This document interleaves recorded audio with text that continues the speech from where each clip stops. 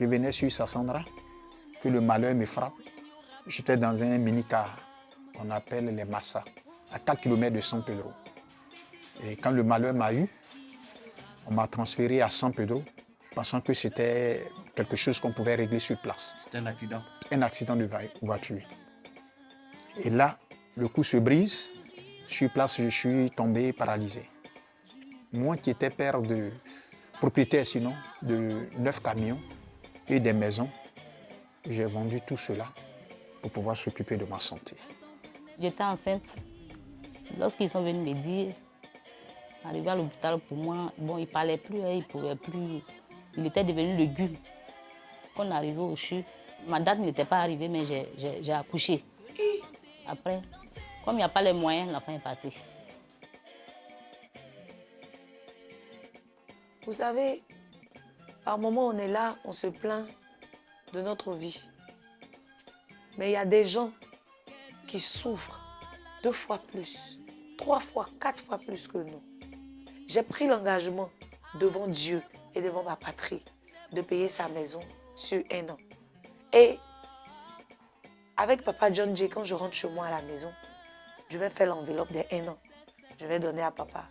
Papa va appeler le propriétaire lui-même, lui remettre l'argent, faire une facture, donner à papa. Franchement, s'il vous plaît, je suis à genoux. Je suis à genoux. Je suis à genoux. C'est une grande première pour moi de faire face à un tel cas. Ce que je pouvais faire, je l'ai fait. Mais si vous pouvez aussi venir en aide avant que le ministère même de la Solidarité n'arrive, je pense que vous et moi, on peut faire quelque chose. Et que Dieu vous bénisse. Et que Dieu bénisse vos maisons. Que Dieu bénisse vos enfants. Merci à toute sa famille, à son épouse. Merci. Je pense que de par lui aussi, avec son activité, il pourra aider aussi d'autres personnes demain. Et que Dieu vous bénisse. Merci beaucoup. Monsieur Nguessan, votre histoire m'a vraiment touchée. Je pense que moi et toute la Côte d'Ivoire, nous étions émus. J'ai même versé des larmes. Mais ce n'est pas tout. Vous avez bénéficié de cette aide. Mais sachez que cela n'est ni un hasard, ni un don, mais c'est une chance pour vous de repartir à zéro. Et on espère que cette aide sera une graine qui portera des fruits. Bon courage à vous, Monsieur Nguessan, et que Dieu vous garde. Ce qui compte avant tout, c'est de faire le bien et de laisser des traces indélébiles. La vie est faite de cycles et chaque épreuve porte en elle la promesse d'un renouveau. Bienvenue à ces moments de partage et de générosité. Vous suivez le jour de mon jour.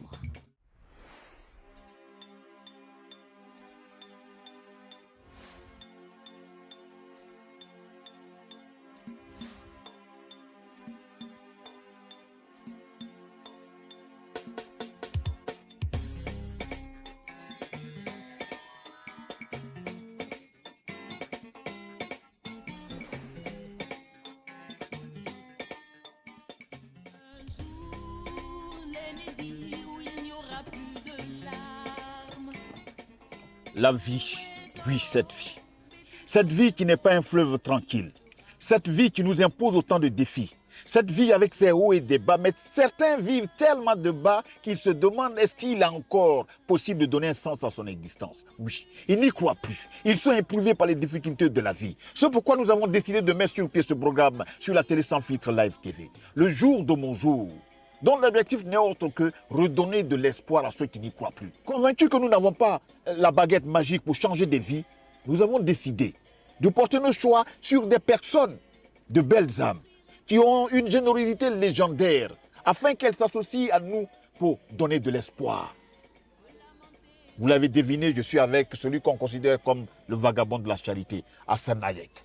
Hassan Hayek, le vagabond de la charité. Originaire du Liban et aîné d'une fratrie de 4 enfants, Hassan Hayek s'est imposé depuis une dizaine d'années comme l'une des figures emblématiques de l'humanitaire en Côte d'Ivoire, son pays d'adoption. Ce monsieur, c'est un bienfaiteur. C'est un bienfaiteur. J'aime bien ses actions qu'il pose. Voilà, il aide des familles, des pauvres, des malades et tout ce qui est comme les soucis de la population, il se soucie de ça aussi. Vraiment, j'aime bien beaucoup ses actions. Le message que je peux lui porter, c'est qu'il est dedans, vraiment, qu'il continue.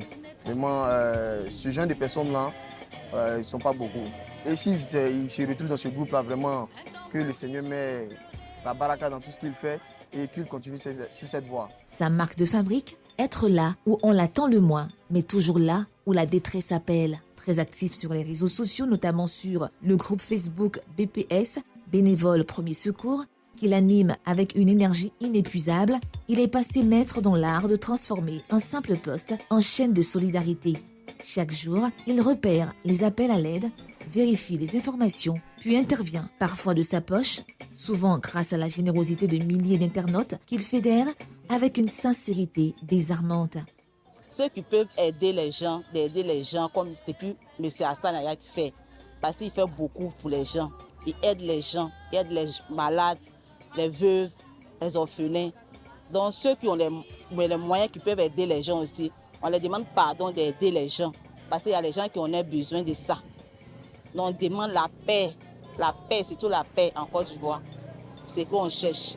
Hassan Hayek incarne une nouvelle génération d'acteurs humanitaires, connectés, réactifs, enracinés dans la réalité du terrain et, surtout, profondément humains. C'est avec notre cœur en or, Hassan Hayek, que John Jay fera le tour des différentes situations qui vous seront soumises tout au long de votre émission. Comment vas-tu? Ça va, doyen.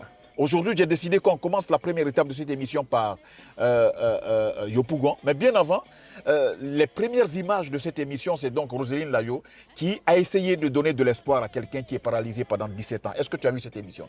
Oui, j'ai vu cette émission et puis j'ai fait un post pour dire merci à Roselyne. Et c'est touchant parce qu'on ne se sent pas seul dans ce combat. On sent à partir de cette émission et à partir de toutes ces actions que la Côte d'Ivoire est solidaire. Et ça se voit. Ça se voit et on sent l'impact même. Tous les pays qui sont autour de nous disent qu'ils veulent ressembler à cette Côte d'Ivoire solidaire. On aura le temps de parler avec toi sur ta perception de la pauvreté, de la souffrance. Pourquoi l'idée t'est venue d'aider? Mais aujourd'hui, comme je l'ai dit, on est à Yopougon. On est à Yopougon pour rencontrer Anita. Anita est une jeune dame. Je ne sais pas ce qu'elle fait exactement, mais elle décide le peu qu'elle gagne là de mettre ça à la disposition des enfants de la rue. Elle fait son marché, elle prépare. Est-ce que tu as entendu parler d'elle? Je l'ai vue durant le mois de carême dans une vidéo sur TikTok. Et je la cherchais d'ailleurs, ça tombe bien aujourd'hui. C'est un bon hasard, on va dire ça comme ça. Et s'il y avait beaucoup d'Anita, il n'y aura plus d'enfants de la rue. Parce qu'ils ont besoin juste d'une présence. Et Anita apporte cette présence, ce réconfort et surtout la nourriture. Il dit s'il y avait plusieurs Anita, ce monde serait aussi parfait car nous aspirons tous à un monde meilleur. Dans cet épisode du jour de mon jour, nous avons choisi de faire une halte, là où le cœur bat plus fort que le ventre vide. Nos caméras se sont glissées à Yopougon-le-Koua pour une visite pas comme les autres. Une visite surprise à une femme d'exception, Madame Anita. Chaque jour, dans le silence de sa cuisine, cette maman de cœur prépare le petit déjeuner, le déjeuner et le dîner pour 51 enfants de la rue. Depuis 3 ans, pas un seul jour de repos, pas un seul enfant oublié. Et pourtant, Madame Anita n'a aucun revenu. Elle n'a ni salaire, ni commerce, ni fonds propres. Ce qui la fait tenir, c'est la foi, la générosité des dons et la provision divine. Je prépare pour 51 enfants. Je fais le riz gras avec le poulet, accompagné d'une sauce qu'ils vont manger ce midi. Le matin, ils prennent d'abord leur petit déjeuner le matin. Donc, ils sont assis, donc causent. Ils m'aident même dans la cuisine jusqu'à ce que la nourriture cuit à midi. Quand c'est cuit, on passe maintenant à la parole de Dieu, à la prière, et après la prière, ils vont manger. Donc aujourd'hui, Dieu fait grâce, ces enfants me comprennent. Beaucoup ont changé de vie et je bénis l'Éternel pour ça. Je prie Dieu que Dieu touche le cœur des gens, le cœur du gouvernement pour qu'il m'aide à avoir un toit pour ces enfants parce que je vais les mettre à l'école. Je vais mettre d'autres dans les centres de formation, les plus grands et les plus petits, je veux qu'ils partent à l'école.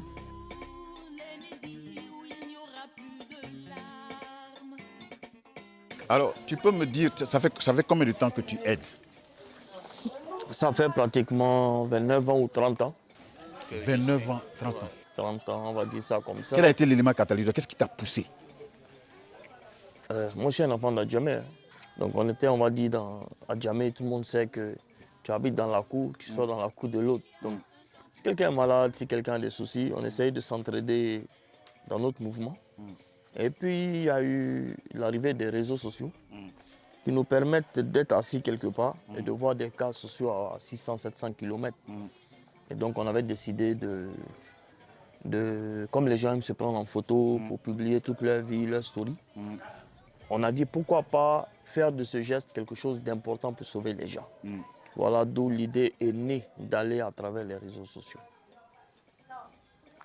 Mais comment tu procèdes? C'est-à-dire que c'est des cas qu'on vient te soumettre ou tu regardes Alors la plupart, ce qu'on fait à travers les réseaux sociaux, c'est même pas 20 à 30% de ce qu'on fait réellement.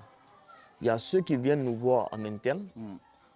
Et sur les réseaux sociaux, c'est parce que, pour ne pas qu'on dise un jour que nous avons pris l'argent d'une cotisation, vu que c'est des cas qui sont retransmis sur les réseaux ou sur le groupe de bénévoles de premier secours, lorsqu'on appelle, on lance un appel au don ou un crowdfunding, on va dire ça comme ça. Lorsque les gens payent, même s'ils ne me donnent pas de compte, je suis dans l'obligation de montrer tout ce qu'on a fait avec cet argent et le résultat des cas que nous avons pris après l'opération et puis pouvoir les permettre d'aller chez eux à la maison. Les récents cas dont on a parlé, c'était le vieux Poki, c'est ça? Le vieux Poki, la femme du monsieur qui est décédé à Yopougon dans l'accident. Ok. Et Oui. celle qui a l'éléphantasia qu'on a envoyé de l'intérieur. Alors, on va commencer par le vieux Poki. Ton histoire te parle à quel moment et quand décides-tu de mener des actions pour lui? D'accord. Donc, moi, je vois M. Poki, je vois le sourire de M. Poki, je vois une personne qui a l'âge de mon père, et peut-être plus grande que mon père, qui a raconté son histoire à travers la jeune Annabelle, qui fait un bon boulot d'ailleurs. Et on a été touchés par ses propos, comme tous les Ivoiriens. Donc, je décide de lancer un petit truc pour lui.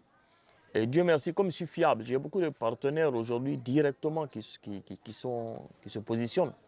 Parce qu'il ne faudrait pas qu'on se blague. Ils ne se positionnent pas parce que je suis beau, ils se positionnent parce que je suis fiable, mais en même temps, ma page leur permet de faire une publicité. Donc moi aussi, c'est ma manière aussi de participer dans ce genre de choses. Et donc, en moins de 24 heures, on avait 10 millions. J'ai dû stopper. En moins de 24 heures. Le vieux Poki qui n'avait pas encore vu depuis 20 ans un billet de 10 000 francs s'est retrouvé donc bénéficiaire d'un pactole de 10 millions que tu as pu réunir en moins de 24 heures. En moins de 24 heures, on a dû arrêter parce que mes numéros, malheureusement, il y a un seuil. Et donc, je m'étais dit que c'était assez suffisant pour lui d'abord. D'accord. On a même en illustration quelques images de ta rencontre, la remise de l'argent, le billet que le vieux comptait. Nous sommes heureux pour lui. Ensuite, c'est donc cette dame dont le mari... Oui, il y a eu l'accident de Yopougon, où la femme était mariée au chauffeur de Yango, qui est malheureusement décédé sur le coup, qui a été calciné. Son histoire nous a touchés parce qu'elle était enceinte. En plus des enfants, elle était à terme. Et il fallait lancer un élan de solidarité. Et elle, en pratiquement 4 heures, on avait déjà 8 millions. 8 millions, j'ai ouvert son compte bancaire. J'ai mis ça dans son compte bancaire. Et j'ai pu, grâce à Dieu, faire venir la ministre Nasseniba Touré, qui est la ministre de la Femme, de la Famille et de l'Enfant, qui va aussi la reloger pour qu'elle soit dans de bonnes conditions. Madame la ministre, merci pour ce geste à l'endroit de cette dame. Tu redonnes de l'espoir, tu redonnes la joie de vivre à ces personnes éprouvées donc par ces difficultés. Anita, c'est où chez elle? C'est là? C'est là qu'Anita habite? Ok, merci.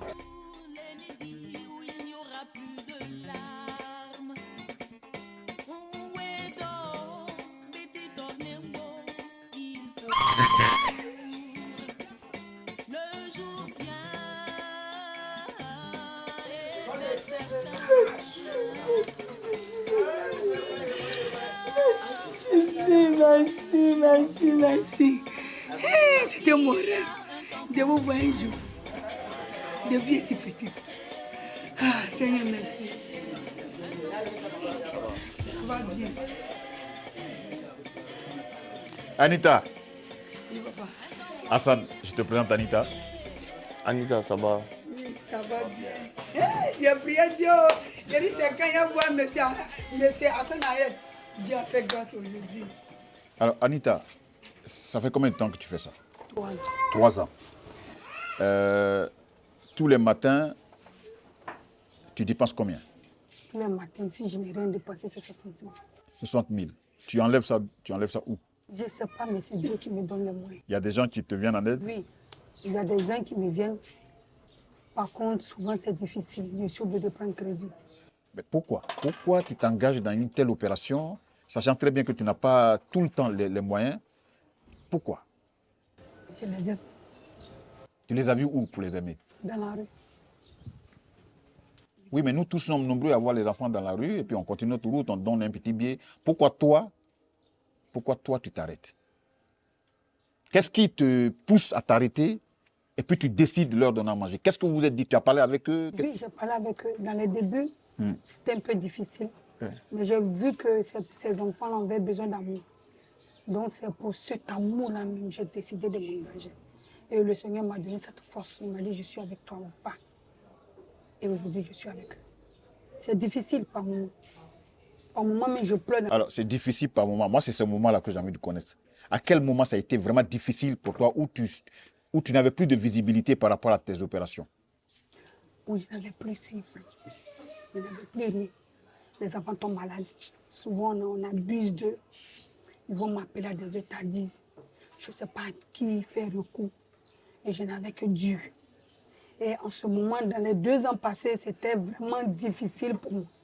Parce que je ne savais pas où prendre l'argent pour m'occuper d'eux.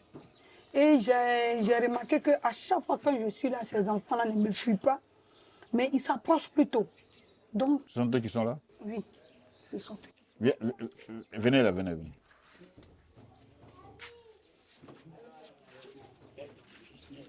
Hassan, si tu as des questions, si tu as des messages,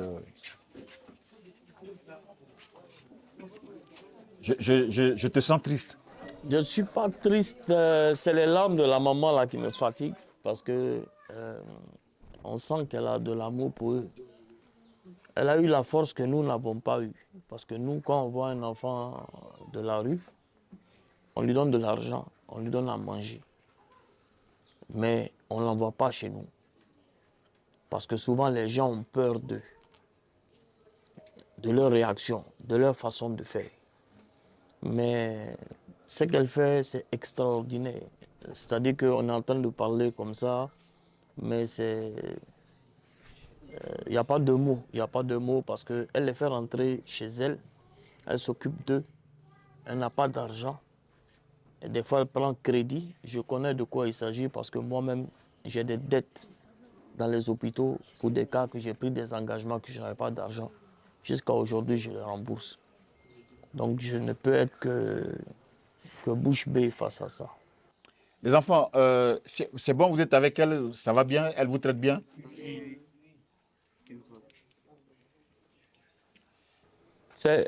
Ces enfants ont besoin d'une seule chose, c'est la présence. Je me rappelle, on est parti faire une action à l'Institut des non-voyants. On a pris des cadeaux, mais ils ne voient pas ces cadeaux. Mais ils ont dansé juste du matin au soir. Quand j'en ai demandé, mais pourquoi vous dansez, vous n'avez pas vu ça? Il me dit, mais parce que vous êtes là, on sait qu'on n'est pas seul. Et ces enfants, c'est juste les procurer un sourire peut changer beaucoup de choses dans leur façon de voir les choses. C'est pour ça que ce que la maman fait, c'est... Aujourd'hui, pour que tu t'en sortes et que tu puisses continuer ton opération, tu as besoin de quoi? Je veux un local.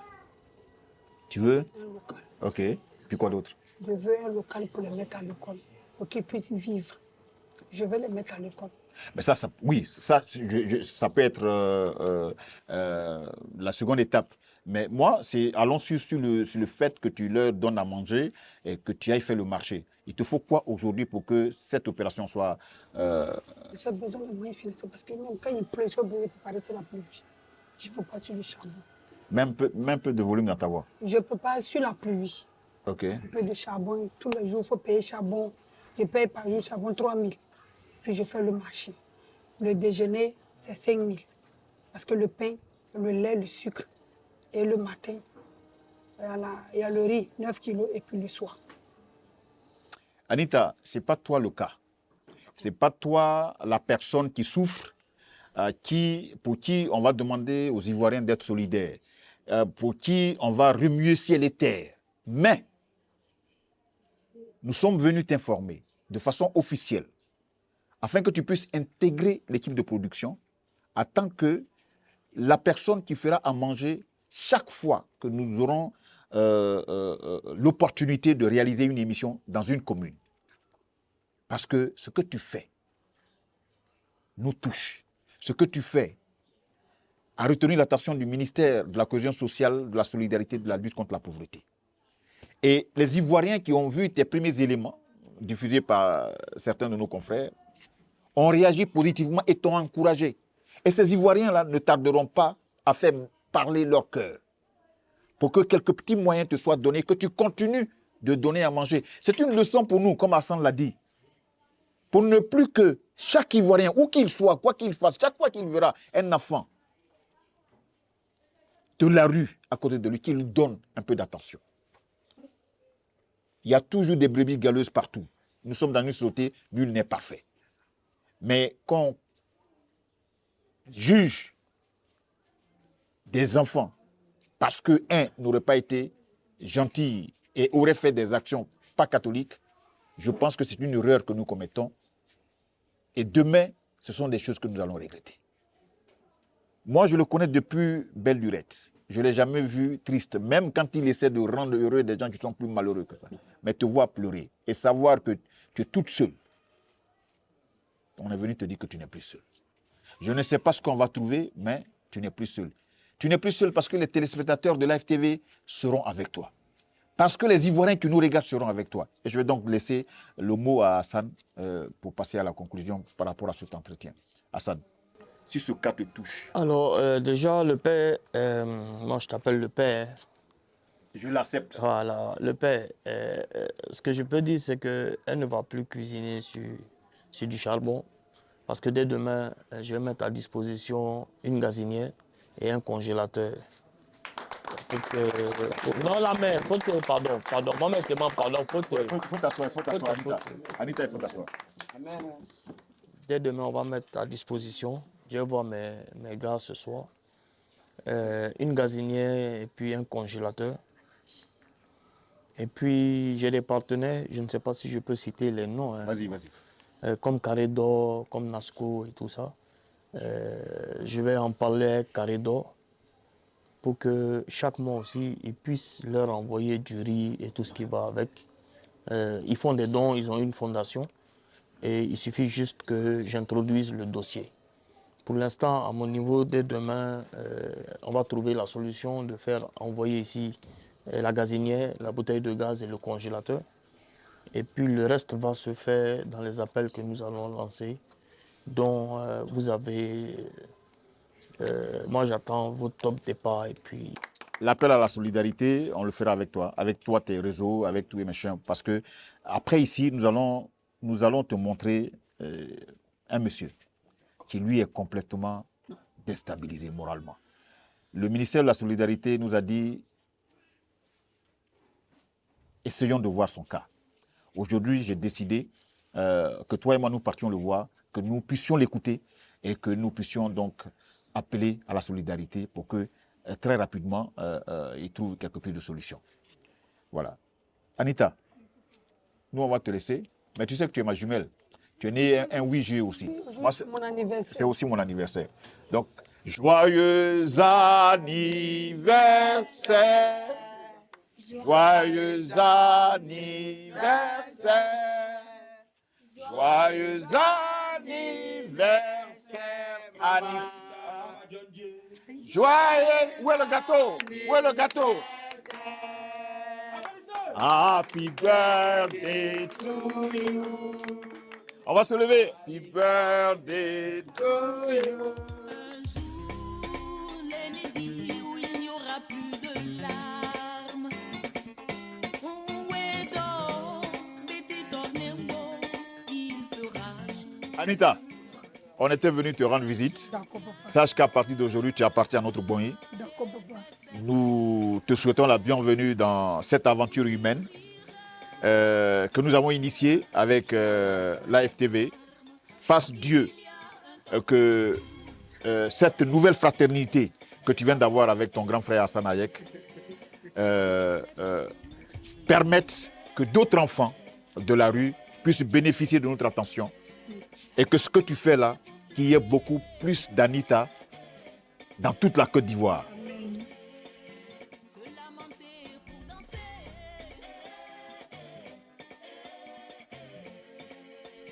Après la visite chez Anita, John Jay et Hassan Hayek ont repris la route, direction Koumassi pour une autre histoire. Ils se sont rendus chez Monsieur Kwame Kwadio Martinien, dont l'histoire mérite notre attention. Monsieur Kwame Kwadio a sa fille, Kwame Grace Epiphanie, âgée de 11 ans, qui est atteinte d'une luxation congénitale de la hanche droite. Elle a besoin d'une intervention chirurgicale et le père à la retraite peine pour réunir tous les moyens pour son intervention. Ça fait 1 an, je ne vais pas à l'école, j'ai besoin d'aide. Je partais à l'école et puis je suis tombée et ma roulette. Lors de ma hanche droite est quittée. On a fait l'opération, ça n'a pas réussi. On a fait l'opération à Abidjan, ça n'a pas réussi. On est venu faire ça au Maroc, ici, et ça a réussi. Maintenant on a fait ça a réussi. Actuellement, on est bloqué. On a besoin d'aide. On a besoin d'aide pour terminer la rééducation.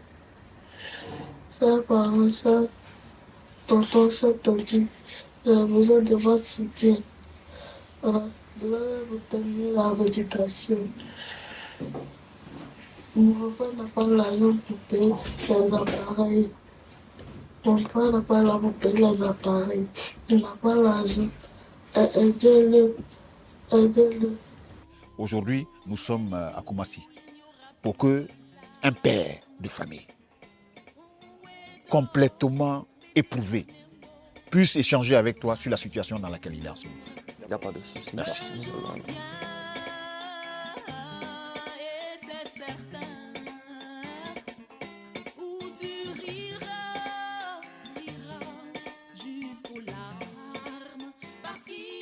Monsieur Kwame, elle s'appelle comment votre fille? Kwame Akissi Grace Epiphanie. Elle est âgée de 10 ans, on m'a dit. Oui. Ok, alors, elle souffre de quoi exactement? Ma fille, d'abord, elle est née prématurée, de 7 mois. 7 mois, oui. Elle a un problème de marche. Depuis qu'elle est née, elle marche difficilement. Parce qu'à l'époque où elle était née, on a eu les problèmes de couveuse. Donc, en fonction de ça, bon, au fur et à mesure qu'elle a pris de l'âge, on a essayé de rééduquer comme nous pouvons le faire. Traiter à Don-Orion, parcourir presque tous les cliniques. À Don-Orion, on a fait plusieurs séances là-bas, jusqu'à ce qu'elle a 5 ans. 5 ans, après les 5 ans, nous sommes allés au Maroc pour aller essayer de revoir pour la marche d'abord. À 5 ans, on a fait presque 7 mois là-bas, 7 mois. Vous êtes allé au Maroc parce qu'ici, il n'y avait pas de... À l'époque, si, parce qu'à l'époque, on avait une tante qui est là-bas, qui nous aidait aussi financièrement. Okay. Bon, au lieu chaque fois faire venir de l'argent, elle a voulu qu'on envoie l'enfant là-bas, à côté d'elle, comme elle connaît, elle a des connaissances dans certaines cliniques là-bas, qui va mieux nous aider. On allait là-bas, on a essayé de voir jusqu'à ce qu'on retourne. Nous sommes retenus, ça allait un peu mieux. Maintenant, l'année dernière, Elle est en classe de CE2. Elle va au CM1. Dans son bulletin là. Donc, c'était fin d'année.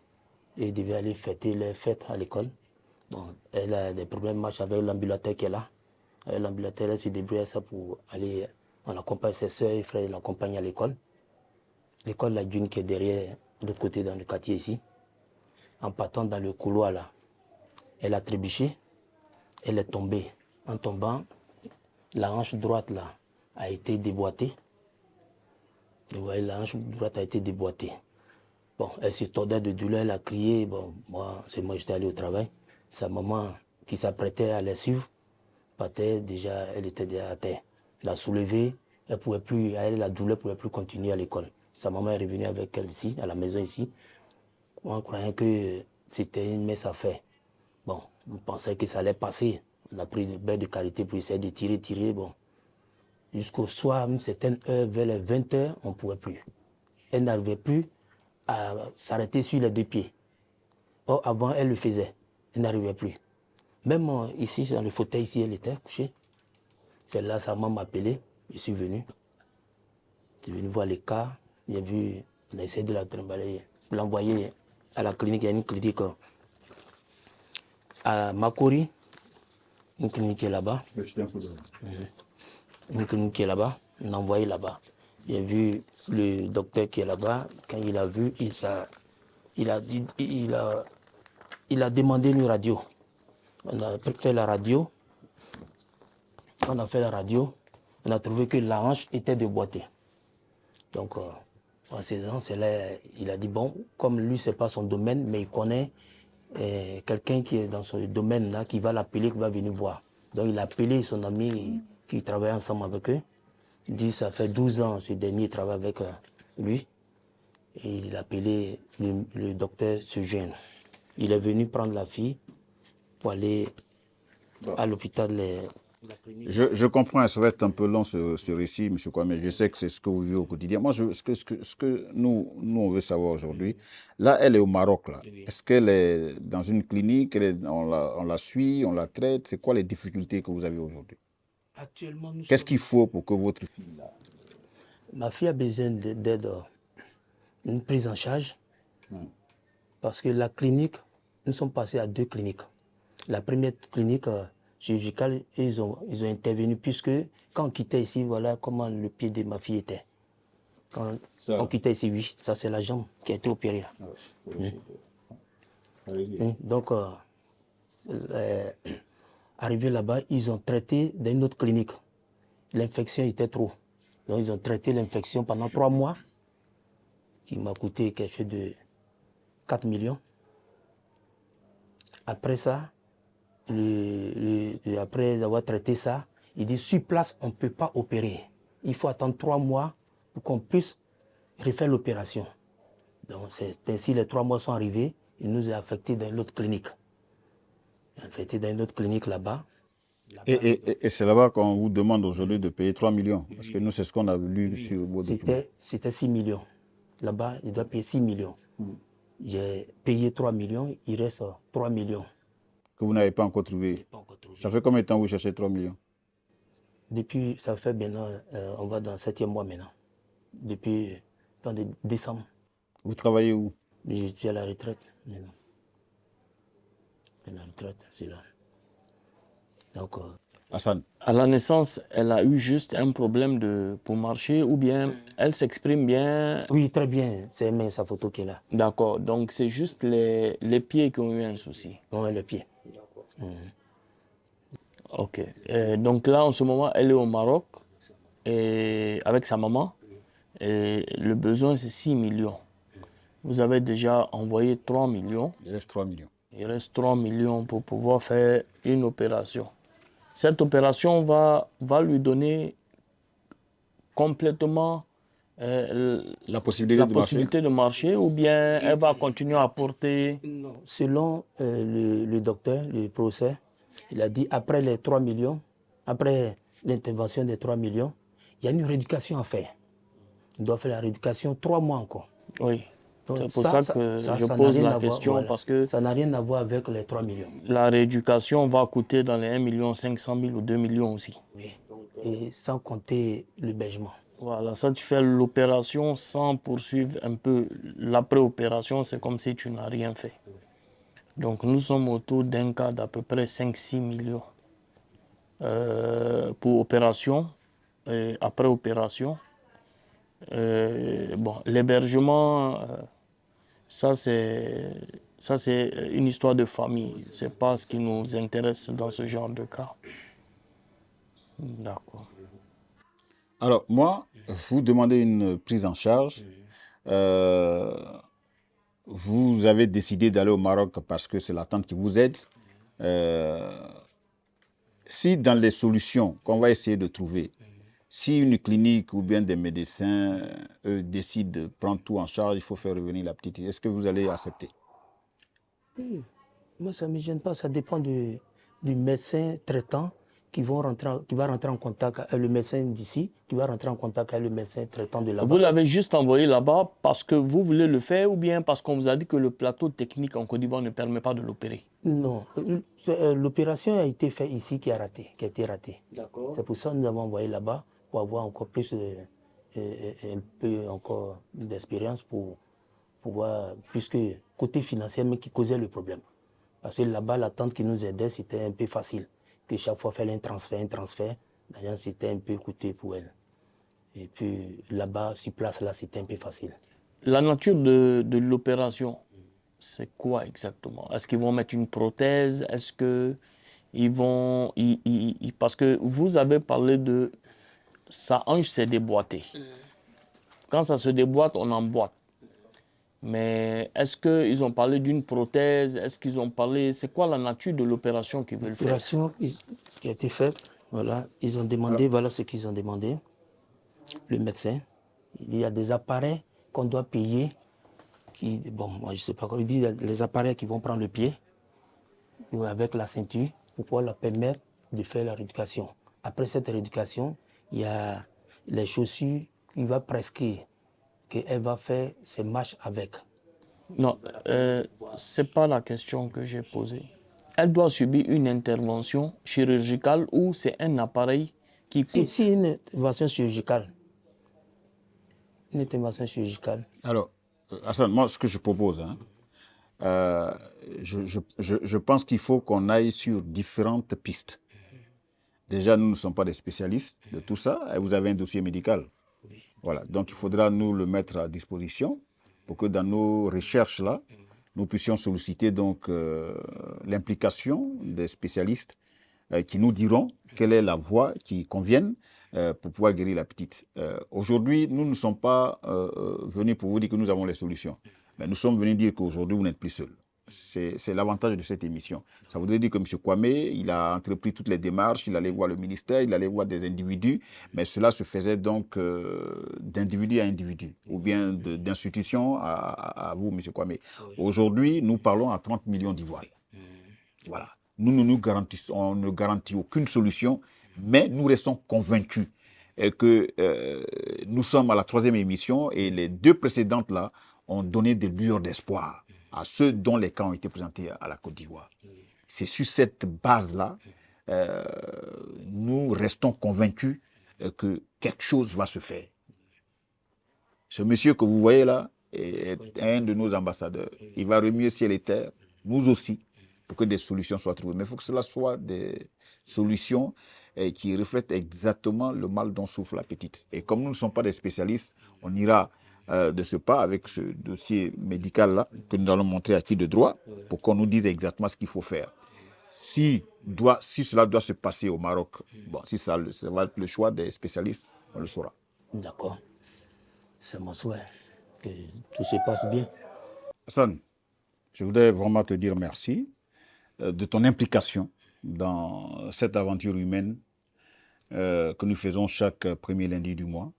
Aujourd'hui, nous sommes au 3e numéro. C'est le cas de M. Kwame qui est donc mis à l'appréciation de ce public. Je voudrais que tu regardes une des caméras, que tu t'adresses directement à tous ceux qui te suivent et aux téléspectateurs de Live TV. Alors, Peut-être pour moi, les cas, ce n'est pas nouveau, mais il y a beaucoup qui nous suivent. Ces cas sont nouveaux pour eux. L'objectif que nous avons n'est pas juste visuel, mais c'est juste pour pouvoir créer cet élan de solidarité que tout le monde connaît et que tout le monde apprécie. Nous avons face à nous une petite fille qui doit marcher et qui marchera grâce à vous, ce que vous allez nous apporter pour que nous, on fasse la commission. Nous devons nous mettre ensemble, que ce soit pour la petite fille et pour tous les cas à venir, parce que Dieu nous donne pour pouvoir partager. Et nous ne sommes pas des prophètes, nous tous, on pêche. Et c'est cette manière de pouvoir nous faire pardonner vis-à-vis de Dieu.